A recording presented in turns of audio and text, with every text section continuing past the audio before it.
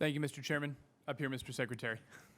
I know we play ping pong all over the place, but appreciate the opportunity to ask a couple questions today. I wanted to take kind of a broad look for a second and ask if you or any of your colleagues at the Department of Education have had the opportunity to look into what the impact on our students and on our education system in the state is, specifically as it relates to the availability of non-public schools, and what kind of where we stand and what would happen if we saw a significant decline in the availability of non-public school options for students in the state. We've had a number of conversations around as educational options do decrease, a number of trends happen. Some of those students go to their local school district, which increases their their ADM. Some take advantage of cyber options or other options, charter options that exist as well. And I appreciate that. I think that one of the things that I have the great pleasure of being able to share the perspective on is to have a rural legislative district that has very solid performing public schools, and also we're very blessed to have some very nice non-public options as well. And we see a great symbiotic relationship where the provision of the services can be spread across multiple sectors, and so the school district and the other educational options in the area kind of team together to provide the ultimate public good, which is an educated populace. So the reason I wanted to build towards this is I think it's important to recognize that almost 1 in 5 students in Pennsylvania are educated in some other setting besides a traditional public school. And as a result of that, it certainly would cause concern to consider if we saw a significant decline in those other options that our public school system may struggle to keep up with an influx of demand, and certainly the limited resources that we have would be spread even thinner. So I set that up because I think that it's important to think about those 1 in 5 students in our state are still every bit as much important when it comes to the future of our country, the future of our Commonwealth, the future of our communities, and the future of our workforce.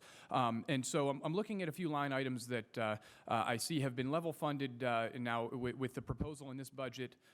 It would be 5 years in a row, and that would be the textbooks, materials, and equipment for non-public schools and services to non-public schools. And I know that the thought process behind these line items is that these are funds that provide services that benefit students specifically rather than the school themselves, because the students we are responsible for as a Commonwealth and certainly want to do the best for. So I wanted to ask if you could speak to the reasoning behind the level funding request here, and do you think that there is any need to look at these line items specifically as it relates to inflation, given the great increases that we've seen in other areas of public education? Is there a need to put these line items in parallel with our public school resources to make sure that we're adjusting for inflation, to make sure we're taking care of the needs of 100% of our students in the Commonwealth? This line item specifically is normally one that's generated in conversation between the General Assembly and us at the department, which is the information that we've used to dictate if there's a need for increase or adjustments thereafter.